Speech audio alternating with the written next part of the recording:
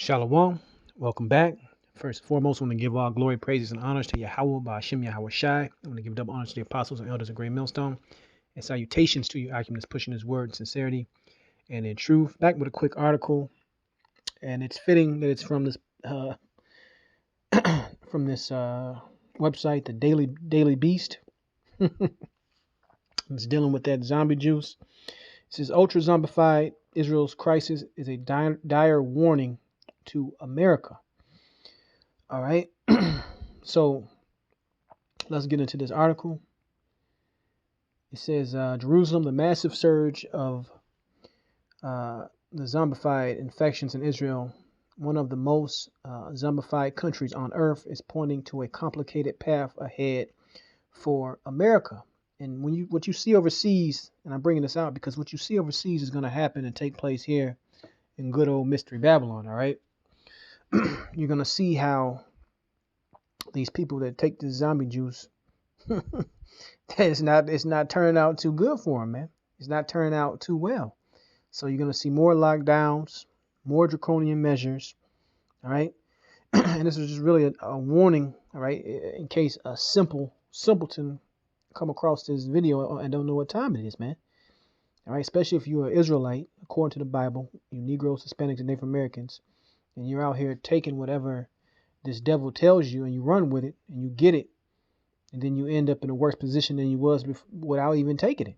All right. You cannot trust this devil. And somebody once told me you cannot make a deal with the devil because the devil will never honor his agreement.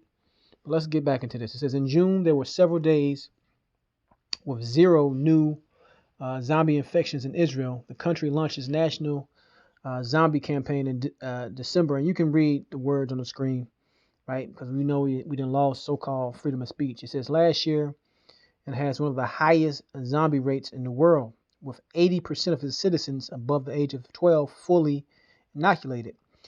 Most Israelis thought had been defeated. All restrictions were lifted. You see that? And Israelis went back to crowded partying and praying in mask-free venues. So just when they thought it was all good, they did what the powers that be told them to do. And they were supposed to get their freedoms back, right? So let's see how that ended. It says, fast forward 2 months later, Israel reported 9,831 new diagnosed cases on Tuesday, a hairbreadth away from the worst daily figure ever recorded in the country, 10,000. At the peak of the third wave, more than 350 people have died of the disease in the first 3 weeks of August. In a Sunday press conference, directors of the 7 public hospitals announced that they could no longer admit any zombie patients, with 670 zombie patients requiring critical care. The wards are overflowing and staff are at a breaking point. And this comes with a country that so-called took 80% rate of people that got zombified. So why are the why are the hospitals overflowing? All right, you gotta use your brain for this one. I don't want to frighten you. All right, the zombie czar, Dr. Salam Zarqa, told Israeli parliament this week, but this is the data. Unfortunately, the numbers don't lie. Right? What happened? It says the complex of sobering truth is that no single policy or event brought Israel to this crisis. Haggai Levine, a Hebrew, these people are jokes out there, University of Jerusalem professor of epidemiology, told the Daily Beast a deadly set of circumstances came together to put Israel on the precipice, most of which can be summed as we are still in the midst of a pandemic and there is no silver bullet. Then why are you issuing passes for people, all right, to be able to do certain things if there's no silver bullet, if there's no real answer?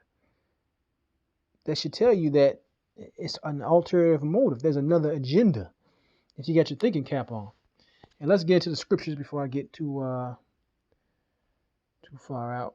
The first scripture I'm going to get is Ecclesiasticus 12:10. It says, never trust thine enemy, for like as iron rusteth, so is his wickedness. Though he humble himself and go crouching, yet take good heed and be aware of him.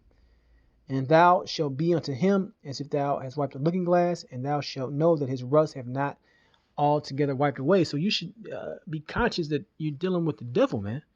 All right. This is Esau who is running the world currently right now. He is Esau, who is set up over the last kingdom before the Messiah returns. All right. And this man is still in control. He told you that that the zombie juice is safe and effective. They told you that the zombie juice is only a problem for the non-zombified. All right. What else did they tell you? They told you that social distancing and masks, all these things work, right? But what were the fruits of them? None of it worked. All right. Verse 12. Set him not by thee, lest when he have overthrown thee, he stand up in thy place. Neither let him sit at thy right hand, lest he seek to take thy seat. And he did that in the past, man. He put his place. All right. He took himself and put in a place which was prophecy. Put him in a place in the Holy Land as the people of the Lord, which they are not. That's why you got constantly war, constantly plagues, and all this trouble going on in that land. But according to Bible prophecy, when the true Israelites were to return to that land, guess what? The world would have been at peace. So just from that prophecy alone, something doesn't add up. It says, and thou at the last remember my words and be pricked therewith. Who shall pity a charmer that is bitten with a serpent, or any such as come nigh wild beasts? So you Israelites out there, all right, that's out there taking the zombie juice, man. All right, you playing with a serpent. So when you get bit, the scriptures say not to pity you. So let's go back. It says, all the vectors have influenced the rise in morbidity, but the principal cause of Israel's current predicament are the dominance of extremely infectious Delta variant, which was, but they said, they said you wouldn't get sick. There wouldn't be no death because you got that zombie juice. That was the point of it. But I guess things are changing. It says infectious Delta variant, which was carried into the country by Israelis returning from foreign vacations during the week in which Israel dropped all restrictive measures, along with the worrisome decrease in zombie juice efficacy after about 6 months. All right. It says Israel's zombified population almost exclusively took that Pfizer, which received full FDA approval on Monday and remains the gold standard for the prevention of severe illness due to the zombie virus. It says, but in early July, the citizens over the age of 60 almost completely zombified. Israeli scientists began observing a worrisome rise in infections, if not in severe illness and death among the double zombified. So they was getting messed up worse. But I thought I was supposed to prevent that. You see the double speak? You see how the devil speak forked tongue? And they put it all in front of your face? All right? But it's still some of you Israelites out there that don't think this man is a devil.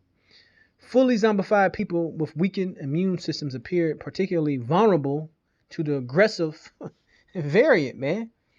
So what was the point? Or what was the point that the zombie juice actually made you weaker? Things that make you go, Let's go back. Let's get another scripture. Let's get this right here.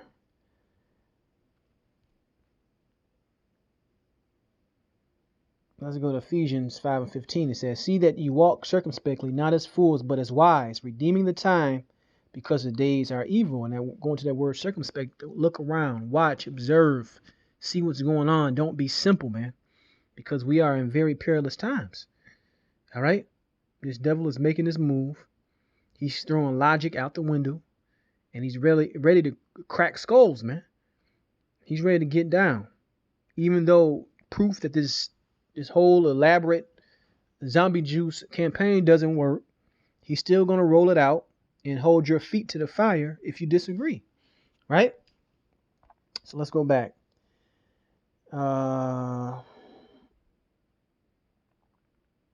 Let's jump down because I want to get to the good point in this. In order to keep severe illness and the number of zombie deaths down and avoiding a fourth national lockdown, Israel have embarked on an aggressive effort to provide all adults with boosters in a matter of, here's your boosters. Let's give you some more zombie juice. All of this week, all Israelis over 30 will be eligible to receive booster shots by the end of the month. They are expected to be universally available to anyone over the age of 12 who received their second zombie juice 5 months or more ago. Israeli will then reconfigure its green passports, and this is the key, granting them only to the triple. You got to be triple zombified, not 1, not 2, but 3. All right, doses, and limiting their validity to 6 months. So every 6 months, you gotta take your dose of your zombie juice, which there's talks about immune enhanced deployment, I believe it is. All right, where basically, or some people, some scientists say antibody dependent enhancement. Where you have to have that stuff in you just to survive, because your immune system have been destroyed by it, that you got to go on it and go on it and go on it until basically until you're done for. All right, and that's neither here nor there. But let's read this again. Israel will then reconfigure its green passports, which they got this thing rolled out in New York, got it rolled out in California. They got it over there in Australia, France, all over. This is an agenda, and they saying every 6 months you gotta get that shot of that zombie juice, man. In anticipation of the change, the number of unzombified Israelis getting their first hits has tripled since. So this is what they're doing. They're pushing you to it. They already said that it don't work, but every 6 months you gotta go get it. So you get that pass, which they say it's you have a choice, but if you don't have that green pass, guess what? You lose your freedoms. So see how the devil does that? Let's end this out. This is Proverbs 14:15. It says, "The simple believeth every word, but the prudent man looketh well to his goings." Right? So we check out everything, man. We look at everything. All right, the mainstream, the alternative. We look at reports. We look at so-called scientific studies, and we put it all together. And then first and foremost, we filter everything through the scriptures. This man is the devil, clear as possible, clear as day in the scriptures, who Esau Edom is on this earth. So when he comes to you with this zombie juice, and every couple of weeks it's a new story, he keeps putting his foot in his mouth. We have to look at these things, man. All right, we have to look at these things, and we have to always go back to the scriptures and act accordingly. All right, pay attention, be circumspect, look well until you're going. All right, because the pressure is definitely on. But with that, I went long enough. I want to give all glory, praise, and honor to Yahweh Bashim Yahushai. Shalom next time.